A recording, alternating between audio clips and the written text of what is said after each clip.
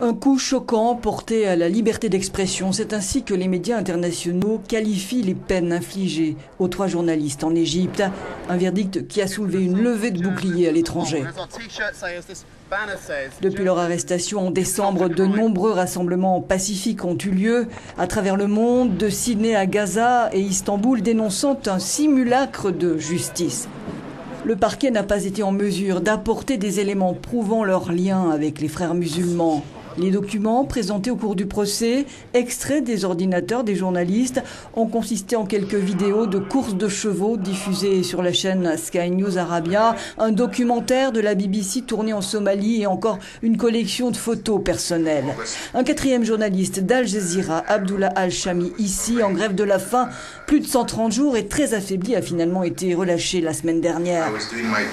Je faisais mon travail de journaliste et les autorités le savaient pourtant. J'ai été détenu pendant 266 jours, raconte-t-il ici.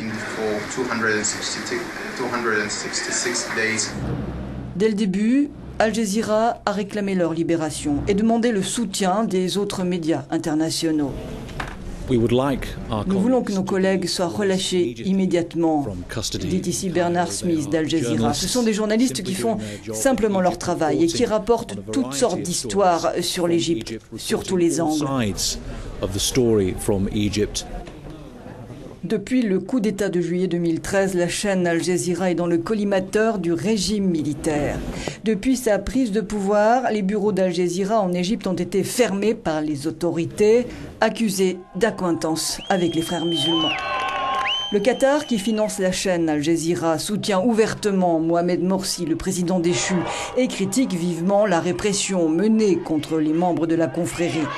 En un an, plus de 15 000 personnes ont été arrêtées, des centaines ont été condamnées à mort ou à la prison à perpétuité dans des procès expéditifs. Le verdict d'aujourd'hui laisse craindre de nouvelles dérives autoritaires du régime d'Al-Sisi, élu il y a à peine 3 semaines. Il intervient quelques jours après la condamnation à mort de 183 islamistes, dont le chef spirituel de la confrérie, Mohamed Badi.